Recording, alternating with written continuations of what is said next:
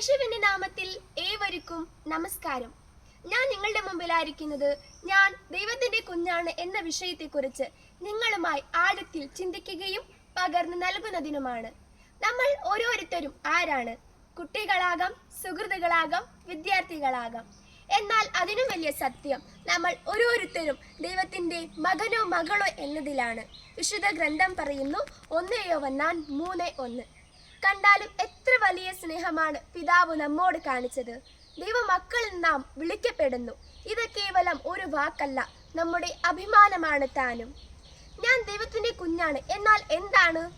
അവൻ തന്റെ ആത്മാവിന്റെ പ്രേരണ അനുസരിച്ച് നടക്കുന്നവനാണ്. ദൈവത്തിന്റെ കൽപ്പനകളും നിയമങ്ങളും അനുസരിക്കുന്നവനാണ്.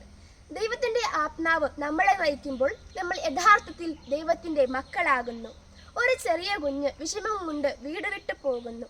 പക്ഷെ അവന്റെ അമ്മ അവനോട് പറയുന്നു, ഈ വീടിന്റെ വാതിൽ നിനക്കായി എന്നും തുറന്നു കിടക്കും. വിശപ്പ് അധികമായപ്പോൾ ആ കുഞ്ഞ് തന്റെ അമ്മ പറഞ്ഞ വാക്കുകളെ ഓർത്ത് വീട്ടിലേക്ക് മടങ്ങി. തന്റെ മകനെ കണ്ട അമ്മ ഓടിപ്പോയി സ്നേഹത്തോടെ കെട്ടിപ്പിടിച്ചുകൊണ്ട് പറഞ്ഞു, നീ എപ്പോഴും എൻ്റെ കുഞ്ഞാണെന്ന്. ദൈവവും നമ്മെ സ്നേഹിക്കുന്നു.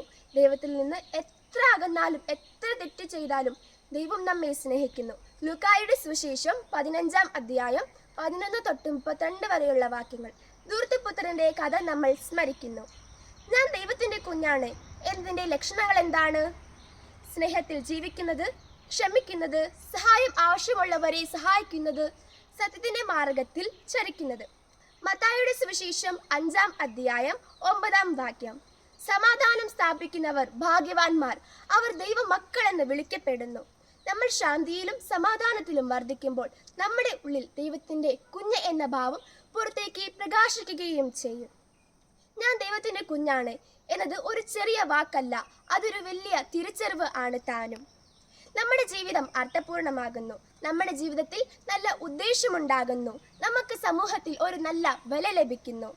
ഒരു ചെറിയ കുഞ്ഞ് എങ്ങനെയാണോ തൻ്റെ മാതാപിതാക്കന്മാരുടെ സ്നേഹവും കരുതലും മനസ്സിലാക്കുന്നത്, അതുപോലെ അല്ലെങ്കിൽ അതിനും ഉപരിയായി സ്വർഗസ്ഥനായ ദൈവപിതാവിന്റെ സ്നേഹവും കരുതലും നമുക്ക് ലഭിക്കുന്നു.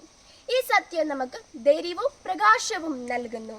നമ്മുടെ ജീവിതത്തിൽ ഉണ്ടാകുന്ന എല്ലാ വെല്ലുവിളികളെ നേരിടുവാനുള്ള കഴിവും നൽകുന്നു. ഈ വാക്കുകൾ പറഞ്ഞ് എൻ്റെ വാക്കുകൾ നിർത്തുന്നു. ജയ് ക്രൈസ്റ്റ്.